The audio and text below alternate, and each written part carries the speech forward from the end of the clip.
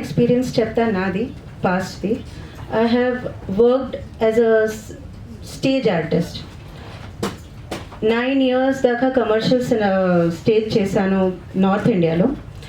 So మాకు నేర్పించేవాళ్ళు ఏంటంటే ఆర్టిస్ట్ లేకపోతే సినిమాస్ లేకపోతే స్టేజ్ కథలు లేకపోతే సొసైటీ ముందుకి నడవదు. సో వాళ్ళు ఇచ్చిన ఇంపార్టెన్స్ ఆర్టిస్ట్స్కి అప్పుడప్పుడు బయటికి రాకుండా చూడటం చాలా బాధ వేసేది. ఇక్కడ వచ్చిన తర్వాత సాకేత్ సాయిరామ్ గారు పరిచయం అయ్యారు. Of course he is my husband as well. Afterwards I married him. మ్యూజిక్లో యాక్చువల్లీ ఆయనకి ఆడియో రైట్స్ లేదు, నాకు డైరెక్షన్ కూడా చేయాలని ఉంది అని తర్వాత ఒక ప్రాజెక్ట్ స్టార్ట్ చేశారు. ఒక సినిమా మొత్తం అయిపోయింది, మంచి డబ్బులు వచ్చాయి. I was happy as a producer. ఈ సినిమాకి వచ్చేసరికి అసలు కష్టాలు తర్వాత చెప్తాను, కానీ ఒక సినిమాకి జనాల దగ్గర తీసుకెళ్ళే గట్టి బేస్ రెడీ చేయడానికి I really want to thank Varanasi Surya garu. గట్టిగా క్లాప్స్ చేయండి, ఎందుకంటే అది చిన్న విషయం కాదు. ఒక సినిమా చేయాలంటే ఎన్నెన్ని తిప్పలు పడతారు, అది బయటికి రాకుండా దాన్ని చూసి ఎంత బాధపడతాము.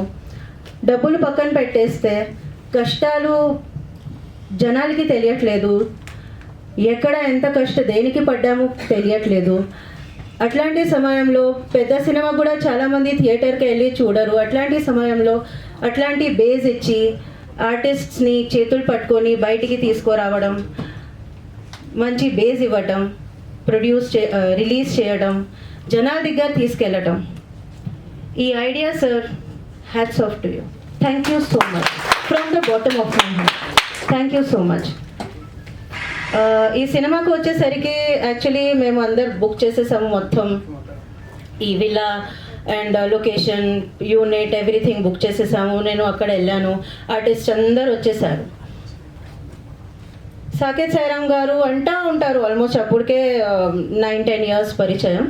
అంటూ ఉంటారు ఏంటంటే నాకు యాక్టింగ్ రాదు, నాకు యాక్టింగ్ రాదు, నాకు యాక్టింగ్ రాదు. ఓకే, నేను మ్యూజిషియన్ని, దాని తర్వాత డైరెక్టర్ని, నాకు యాక్టింగ్ రాదు. అక్కడ వచ్చేసరికి అందరు వచ్చేసారు, మొత్తం బుక్ అయింది, everybody was there. And the artist ఎవరికైతే మేము ఆ విలన్ క్యారెక్టర్కి బుక్ చేసాము, అతను ఎందుకు లాస్ట్ మినిట్ హ్యాండ్ ఇచ్చేశారు. హ్యాండ్ ఇచ్చేసరికి ఇప్పుడు అప్పటికప్పుడు ఏం చేయాలి అర్థం కావట్లేదు. ఇప్పుడు ఆ నిమిషంలో lakhs of rupees వేస్ట్ అయిపోతుంది. అందరు వచ్చేసారు, ఒక సినిమాని దగ్గర పెట్టుకోవడానికి 24 crafts కావాలి.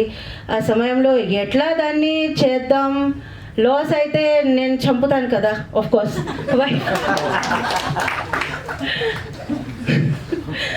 సో నేను చేస్తానని కూర్చున్నారు. My first question was, you only say I don't know how to act, I don't know how to act. ఇప్పుడు నన్ను మీరు आप डूबोगे मुझे लेके डूबोगे. He was like, no, you test me. You have acted, right? You are a good artist, you are a known artist in the north and this and that, you've got so much of experience doing good theatre in the north. Test చేసుకో.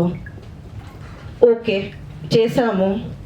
ఇక నాకేం అర్థం కాలేదు, నాకు ఆయన ఆ character చేయాలని కూడా లేదు. ఇప్పుడు ఇటు ఒక పక్క వ్యాలీ, ఒక పక్క చెరువు, ఏడ పడాలి తెలియక ఈత వస్తుందని ఒక పక్క పడ్డాను. I went out from there. I was there only for 1 day. ఇక 1 day 1 night ఇక కంటిన్యూస్గా చేస్తున్నారు. I came back. I was like, మీరు మీ భుజానికి తీసుకెళ్ళండి, సినిమా ఏదైతే అయింది ఎట్ట పడితే ఎట్ట చేసుకోండి అనేసి వచ్చేసా. ఫైనల్గా ఈ output, I saw this output immediately. I gave him a look. అంటే రెండు ఉండొచ్చు. ఏంటంటే మీరు అబద్ధం ఆడారు. ఏం అబద్ధం? నాకు యాక్టింగ్ రాదని. ఓకే, రెండోది ఏం ఉండొచ్చు, అసలు యాక్టింగే చేయలేదు, ఇదే ఒరిజినల్. ఏంటంటే మీరు డిసైడ్ చేసుకోండి. కానీ ఫైనల్గా as an actor I really like the output. నేను పడే కష్టం, నా టీం పడే కష్టం నాకు తెలుసు. అందుకని మళ్ళీ ఒకసారి థ్యాంక్ చేస్తున్నాను. ఎంత మంచి వర్క్ బయటికి తీసుకొస్తున్నారు, ఎంత మంచి టాలెంట్ వస్తుంది మీ వల్ల. సినిమా ఫీల్డ్కి జనాలకి తెలుస్తుంది, దానివల్ల ఇంకా చాలామంది వస్తారు. So sir, it is not only about cinemas and bringing up artist sir, you are also doing a great service to the society. Because ఎన్ని ఆలోచనలు దానివల్ల బయటకు వస్తాయి, how the society will change is decided by the people they stay. So I really wish you all the best. మీలాంటి వాళ్ళు, గోపాలకృష్ణ గారు చెప్పినట్టు మీలాంటి వాళ్ళు చాలా పైకి రావాలి, చాలా చాలా సంవత్సరాలు ఉండాలి అని కోరుకుంటున్నాను, ఆశిస్తున్నాను. Thank you so much.